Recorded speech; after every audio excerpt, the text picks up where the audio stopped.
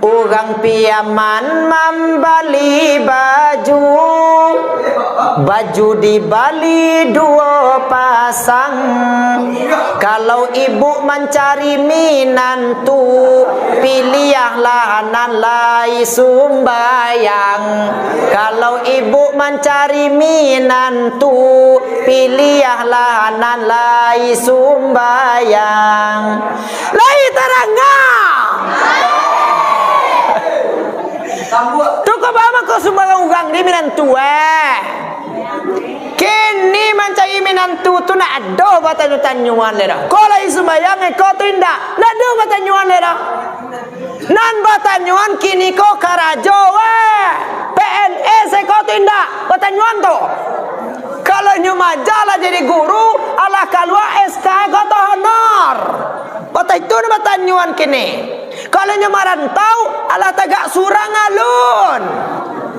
Kalau nyumenggaleh, ala barencek kadaya.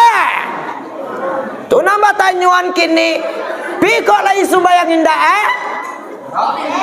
dah aduh tanyo-tanyo wedoh. Jadi bara sumbayang konon wajib dalam sehari dan semalam bapak-bapak ibu? 5 kali dalam sehari dan semalam.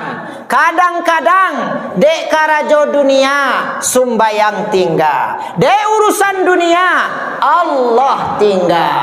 Dek ulala lama karajo kalimi itimi hingi-hingi. Mancarilah diang jo mancari sabi. Matue jarum jo matue pinjai. Lah tinggi ga pulo sumbayang muga. Ha-anga-anga ade ulala lama duduk di palanta menonton TV jo parabola mancaliak dunia dalam berita dari Jokowi lah sampai ke virus corona lah tinggi ga pulo sumbayang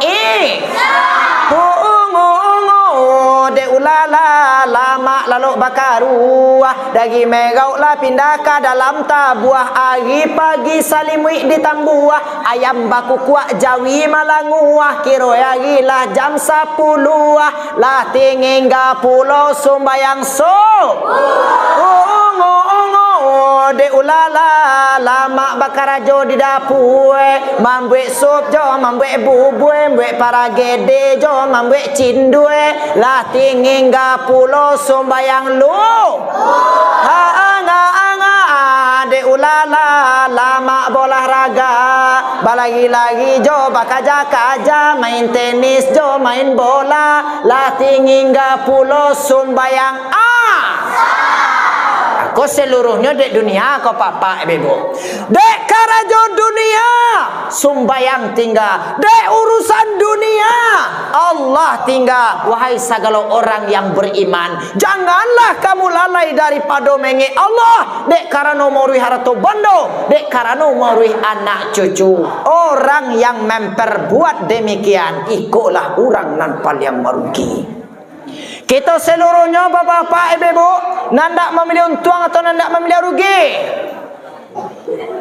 Nandak memilih untung, nandak memilih rugi? Kok yang nandak memilih untung? Mari bersama-sama kita bapak dan ibu jangan pernah sampai kita meninggal sumbayang nan 5 ko. Siapa kait kita tu?